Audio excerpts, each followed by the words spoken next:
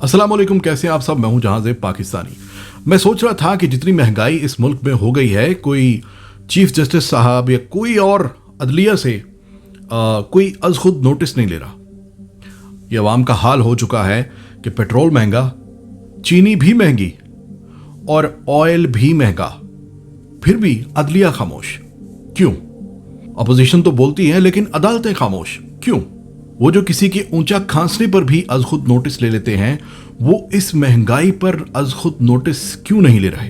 क्या वजह है कि सब खामोश हैं? कुछ वजूहात मैंने पता की और मैं आपसे शेयर करूंगा। ऐसी वजूहात छुपाने के लिए लिफाफे दिए जाते हैं, ऐसी बातें ना करने के लिए लिफाफे दिए जाते हैं, और ऐसी बातों से अवाम को बचा कर रखने के लिए, उनको एक पर्दा रखने के लिए लिफाफे दिए जाते हैं। और फिर जब कोई मेरी तरह कोई आम पाकिस्तानी शऊर देने की वजह से अगर बोले तो कभी कभी उसको गोली भी मार देनी पड़ती है। तो फिर भी मेरे ख्याल से किसी भी फिक्र के बावजूद मैंने सोचा मैं आज जो अपनी तहकीक है वो आप सब तक पहुंचाऊं। इसकी शुरुआत कहां से हुई कि तारिक अजीज साहब मरहूम, जिनका पूरा पाकिस्तान उनकी पाकिस्तान से हुब्बुल वतनी से वाकिफ है, वो कहा करते थे, एक उनकी स्पीच मैंने देखी जिसमें उन्होंने कहा था कि पाकिस्तानियों, अगर आप आज अपने हक के लिए ना उठे तो आने वाले वक्त में ये बैरूनी ताकतें जो हमसे कई गुना तादाद में कम है, ये हमारा गला घोंट के हमें मार देंगी, ये भूखा मार देंगी हमें। तो ये बातें उस वक्त लोगों को समझ में नहीं आती थी। मैं आज फिर से वो पुरानी वीडियो जो मैंने बहुत सालों पहले देखी थी, मैं निकाल के देख रहा था। फिर मैंने रिसर्च किया कि आखिर तारिक अजीज साहब ने जो बातें की थी उनका मकसद उसके पीछे क्या था। उन्होंने उस तकरीर में कहा था कि आज पाकिस्तान दुनिया में 5वां या 6ठा बड़ा मुल्क है दूध की पैदावार में। जो हमारे पास भैंसें, गाय, जो दूध हम पैदा करते हैं, पाकिस्तान दुनिया में 5वां या 6ठा बड़ा मुल्क है। इसके बावजूद आज हर पैदा होने वाला बच्चा बाहर के दूध पी रहा है, क्योंकि डॉक्टर्स कहते हैं कि इसको बाहर वाला दूध पिलाओ, इसको भैंस का दूध नहीं पिलाना, मां का दूध नहीं पिलाना, कोई भी रीजंस बना के, तो वो दूध हम अपने बच्चों को पिला रहे हैं। उन्होंने कहा था कि अगर ये हाल रहा तो आने वाले कुछ सालों के बाद वो जब चाहेंगे उसको महंगा करके, उसकी सप्लाई को बंद करके, वो जब चाहेंगे तुम्हारे बच्चों को भूखा मार देंगे। तो अपनी प्रोडक्शन के ऊपर इन्हिसार करो, अपनी चीजें खरीदो, अपनी चीजें बनाओ। Fair enough. अब चलते हैं घी की तरफ। अपने दिमाग से ये ना कि हम सोचते हैं, निशानी है ये ना। अब तारिक अजीज साहब हर चीज के ऊपर तो बात करने नहीं आएंगे, वापस दुनिया में तो नहीं आ सकते बताने के लिए, लेकिन उनकी एक चीज को लेकर हम आगे चल सकते हैं दूसरी अशिया के ऊपर। ये घी बचपन में 20 साल पहले, आज से 20-25 साल पहले, जब हम स्कूल जाया करते थे और स्कूल से वापस आते थे, अपने गांव की बात कर रहा हूं मैं, तो दाएं बाएं दोनों तरफ सनफ्लावर को, ये जो जिसको हम सूरजमुखी कहते हैं, सूरजमुखी के दरख्त होते थे, सॉरी, जो फसलें होती थी। इतनी फसलें होती थी, मैं कहता हूं हजारों लाखों एकड़ तक वो काश्त होती थी उसकी।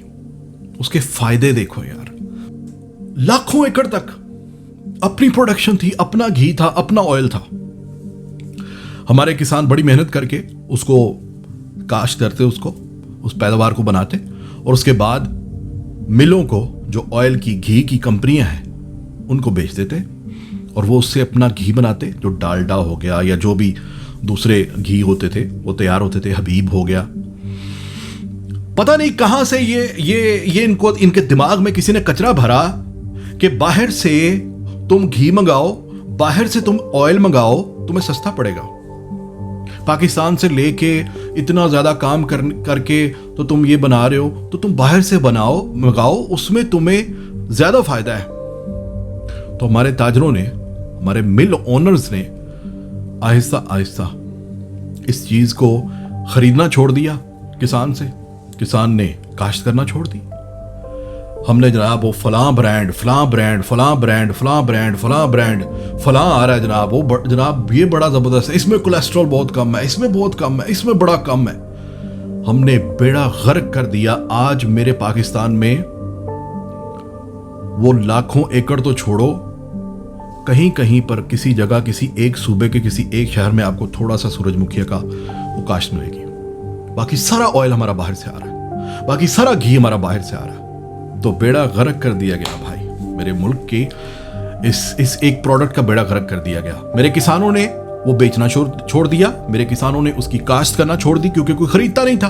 उनका कसूर नहीं है, वो तो काश्त करते रहे, लेकिन जब उनसे खरीदना छोड़ दिया गया तो उन्होंने काश्त करना छोड़ दिया। चक्कर ये हुआ है कि अब वो हम उनके हाथ में, हमारा किचन, हमारी हांडी हमने उनके हाथ में दे दी है, जिनसे हम ऑयल और घी इंपोर्ट करते हैं। तो जहां शोर करने की जरूरत है कि महंगाई हो गई है, बेड़ा गर्क हो रहा है, वहां पर इस तरफ कोई ध्यान क्यों नहीं देता कि क्या जुल्म किया है इन ताजरों ने हमारे साथ? कोई क्यों नहीं इस तरफ ध्यान देता कि कैसे बेड़ा गर्क किया हमने, कैसे गन्ने की पैदावार का बेड़ा गर्क किया, कैसे चावल की काश्त हमने उसके ऊपर हमने बेड़ा गर्क किया, कैसे हमने कपास का बेड़ा गर्क किया। इन चीजों के ऊपर कोई बात नहीं करेगा। पिछले 20 साल के अंदर 5 करोड़ आबादी बढ़ गई और फसलें जो हम काश्त कर रहे थे वो कम हो गई।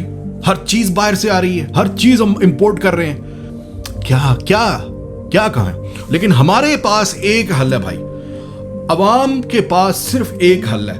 वो प्रोडक्ट जो हम बाहर से मंगाते हैं उसके भी महंगा होने के, वहां पे बाहर भी महंगा होने के ऊपर हम कहेंगे कि गो नवाज गो, गो जरदारी गो, गो इमरान गो। ये this is the best we can do, this is the best we can do. Tariq Aziz sahab ने जिंदगी गुजारी, उनकी हर एक तकरीर के अंदर सैकड़ों बातें होती थी समझने के लिए, लेकिन हमने क्या किया उनके साथ? वो चले गए दुनिया से, वो कहते चले गए, हमने मानी। जिस दिन हमें पता चल गया ना कि असल दुश्मन इस पाकिस्तान का कौन है, ये ताजर बरादरियां, ये जो शुगर मिल्क माफिया है, ये जो चावलों का, ये जो गंदम का, ये जो घी का, ये जो ताजर बरादरी है, जो अपने फायदे के लिए अच्छी चीजें सारी एक्सपोर्ट कर देते हैं, कचरा हमें इंपोर्ट करके दे देते हैं। उससे एक तो मुआशत हमारी वो बेकार हो जाती है और दूसरा हमें कचरा मिलता है, वो भी महंगा। अब इस वीडियो के नीचे भी शायद कई मेरे दोस्त ये कहें कि ये भी तो गवर्नमेंट का काम है कि उनको पकड़े। गवर्नमेंट किनको पकड़े? हमने कभी मुजरम बनाया उनको? हमने कभी उनके खिलाफ आवाज उठाई? तो भाई जिनके खिलाफ हम आवाजें उठाते हैं, अदालतें तो उनको कुछ नहीं कहती, और ताजरों के खिलाफ तो हमने कोई बात की नहीं है। हम डरते हैं। जैसे मैंने क्या कहा कि जैसे मलिक रियाज के खिलाफ कोई बात करके दिखाए मुझे कोई एंकर, इसी तरह ताजर माफिया के खिलाफ भी कोई बात नहीं करेगा। सारे यही नारा मारोगे कि गो नवाज गो, गो जरदारी गो और गो इमरान गो। ये समझ नहीं किसी को भी आती कि यहां पर किसको भी बिठा दो कि कुर्सी के ऊपर, कोई तुम्हारे लिए जादू से दोबारा सूरजमुखिया उगा के अपनी प्रोडक्शन करके घी ऑयल बना के नहीं दे सकेगा। उसी प्राइस के ऊपर वहीं से बाहर से मंगवाना पड़ेगा। जब तक उसको ठीक नहीं करोगे पाकिस्तानियों, तब तक ये महंगाई ऊपर से ऊपर जाएगी।